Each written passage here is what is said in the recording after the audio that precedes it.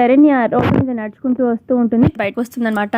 అయితే అది గమనించిన సమీర శరణ్య అడ్డు ఎలాగైనా నేను తొలగించుకోవాలి, దర్శన్ని నేను నా వాడు చేసుకోవాలి, ఆ ఆస్తి అంతా నేను దక్కించుకోవాలి అంటే ఇదిగో ఈ శరణ్య ఉండకూడదు, దీన్ని ఎలాగైనా దూరం చేయాలి అని చెప్పి ఇక ముందుగా ఒక ఆటో అతనితో మాట్లాడుతుందన్నమాట. ఇక ఆటో వచ్చి శరణ్యని గుద్దేలాగా ఇక శరణ్య కూడా చూసుకోకుండా నడుచుకుంటూ వస్తూ ఉంటే ఎదురుగా ఒక ఆటో వస్తుంది. శరణ్యని గుద్దడంతో శరణ్య వెళ్ళి అవతల పడుతుంది. ఇక తలకి కొంచెం గట్టిగానే తగులుతుందనమాట. చాలా బ్లడ్ పోతూ ఉంటుంది. ఇక కింద పడిపోయిన శరణ్య అలా స్పృహ కోల్పోతుంది. ఇక దూరంగా చూసిన సమీర ఇది చచ్చిపోయినట్టుంది, నాకు దర్శన్కి ఇక అడ్డే ఉండదు, ఇక హ్యాపీగా ఉండొచ్చు మేము అని చెప్పి మనసులో సంతోషపడుతూ ఉంటుంది.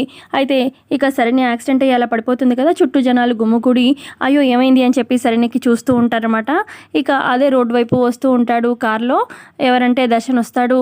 ఇక ఏంటి జనాలు ఇక్కడ ఇలా ఉన్నారు అని చెప్పి చూడగానే దూరం నుంచి ఇక కింద పడిపోయి స్పృహ కోల్పోయి ఉన్న శరణ్య కనిపిస్తుంది అనమాట. అయ్యో శరణ్య అని చెప్పి గబగబా పరిగెత్తుకుంటూ శరణ్య దగ్గరికి వచ్చి శరణ్యని చేతిలో తీసుకుంటాడనమాట. ఇక హాస్పిటల్కి పరుగులు పెట్టబోతూ ఉంటాడు దర్శన్. ఇక దర్శన్ అయితే చాలా కంగారు పడిపోతూ ఉంటాడు. ఇటు శరణ్య పూర్తి బాధ్యత నాదే అని చెప్పి పోలీసులు రికార్డులు కూడా సైన్ చేశాను, ఇటు చూస్తేనేమో శరణ్యకి యాక్సిడెంట్ అయింది, ఎలా ఏంటి అని చెప్పి కంగారు పడిపోతూ ఉంటాడు దర్శన్.